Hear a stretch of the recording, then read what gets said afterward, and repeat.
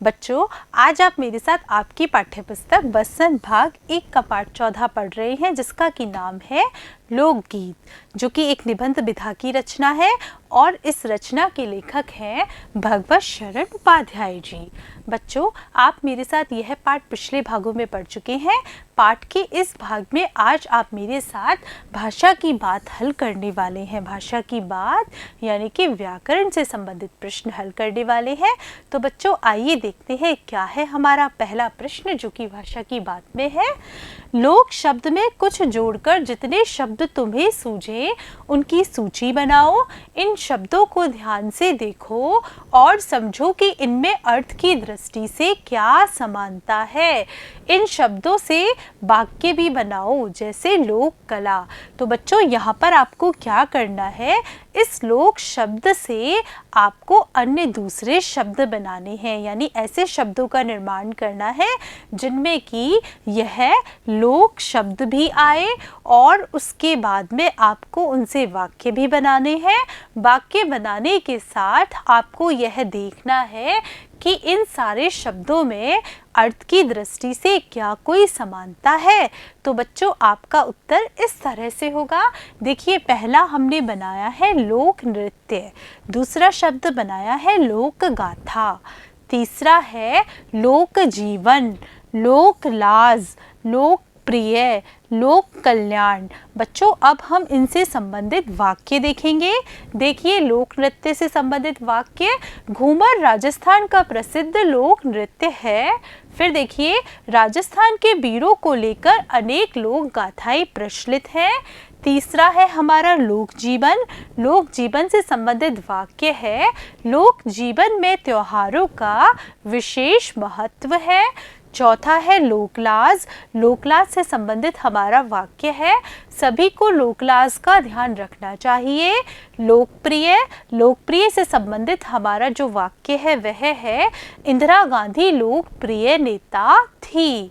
फिर देखिए, लोक कल्याण। लोक कल्याण से संबंधित वाक्य है, कुछ धार्मिक कार्य लोक कल्याण किए जाते हैं, लोक कल्याण के लिए किए जाते हैं। ठीक है। फिर देखिए, अर्थ की दृष्टि से इन वाक्य में लोक शब्द जनता से संबंधित होने की समानता रखता है। चलते हैं अगले प्रश्न की तरफ। देखते हैं अगला प्रश्न क्या है। 12 मासा गीत में साल के 12 महीनों का वर्णन होता है। बच्चों, ये जो 12 मासा है यह भी एक लोकगीत का ही प्रकार है और इसमें साल के 12 महीनों का वर्णन देखने को मिलता है कि इसमें ऋतु कैसी होती है, कैसा मौसम होता है, क्या क्या विशेषताएं होती है हर महीने की, इसमें यह देखने को मिलती है। अगले पृष्ठ पर विभिन्न अंकों से जुड़े कुछ शब्द दिए गए हैं, इन्हें पढ़ो और अनुमान लगाओ कि इनका क्या अर्थ है, वह अर्थ क्यों है। इस सूची में तुम अपने मन से सोचकर और शब्द भी जोड़ सकते हो। तो बच्चों, आपके सामने जो शब्द दिए गए हैं वह है इकतारा, तिराहा, सरपंच, दोपहर, चारपाई, छपाई, सप्तऋषि, नवरात्रा, अठन्नी और चौराहा। आपको क्या करना है, इन सारे शब्दों को ध्यान से पढ़ना है। पढ़ने के बाद आपको अनुमान लगाना है कि इसका अर्थ क्या हो सकता है, इसका अर्थ क्या हो सकता है और इसका यह अर्थ क्यों हो सकता है। और साथ में आपके मन में अगर ऐसे कोई और शब्द आपको याद आ रहे हैं तो आप उन सारे के सारे शब्दों को जोड़ भी सकते हैं। तो बच्चों, आपका उत्तर इस तरह से होगा। देखिए, पहला है इकतारा। इकतारा का क्या अर्थ होगा, एक तार वाला बाजा। फिर देखिए, सरपंच, सरपंच यानी कि पंचों का मुखिया। चारपाई, चारपाई यानी 4 पैरों वाली खटिया। सप्तऋषि, सप्तऋषि बोलते हैं 7 ऋषियों का जो समूह होता है उसको। अठन्नी, अठन्नी यानी 8 आनों का समूह। बच्चों, यह हमारी भारतीय मुद्रा है अठन्नी, यह पहले चला करती थी, अब यह नहीं चलती है। तिराहा, जहाँ पर 3 रास्ते मिलते हैं। दोपहर यानी कि 1 प्रहर के बाद का समय। छमाई यानी 6 माह की अवधि। नवरात्र यानी कि 9 रातों का समूह। देखिए आगे, चौराहा यानी जहाँ पर चार रास्ते मिलते हो। शताब्दी यानी 100 वर्षों का समय। त्रिनेत्र यानी 3 है नेत्र जिसके। दशानन यानी 10 है आनन जिसके। दशानन हम किसे कहते हैं? रावण को भी कहते हैं। चलते हैं अगले प्रश्न की तरफ, देखते हैं अगला प्रश्न क्या है। को, मैं, से आदि वाक्य में संज्ञा का दूसरे शब्द से संबंध दर्शाते हैं। झांसी की रानी पाठ में तुमने का के बारे में जाना। मंजरी जोशी की पुस्तक भारतीय संगीत की परंपरा से भारत के एक लोक वाद्य का वर्णन दिया गया है। बच्चों, ये जो को, मैं, से, का आदि जो शब्द होते हैं वह संज्ञा का दूसरे शब्दों से संबंध बताते हैं। आपको बच्चों इस प्रश्न में क्या करना है?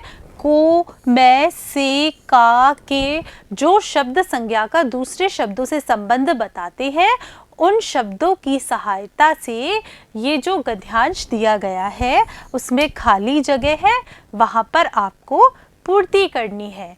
तो देखिए, तुरई, तुरई हमारा वह लोकवाद्य है जिसके की बारे में बात की जा रही है। भारत के कई प्रांतों में प्रचलित है।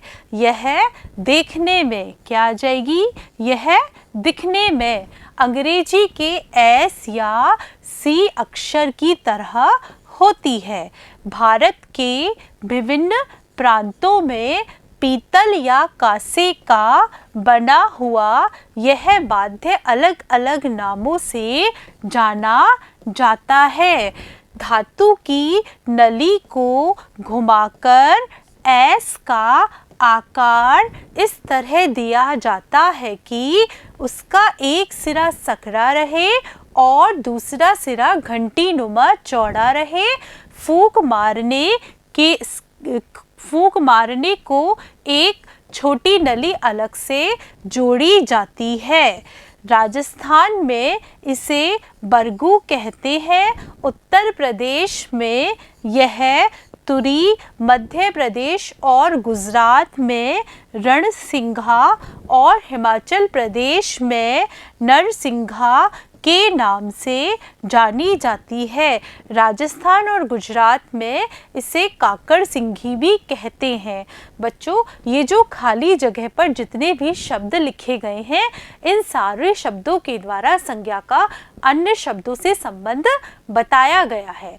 बच्चों, आज आपने मेरे साथ आपकी पाठ्यपुस्तक बसंत भाग 1 का पाठ 14 लोकगीत की भाषा की बात पर आधारित अभ्यास प्रश्न हल किए। बच्चों, मुझे पूरा विश्वास है कि आपको ये सारे प्रश्नों के उत्तर अच्छे से समझ में आ गए होंगे। धन्यवाद बच्चों।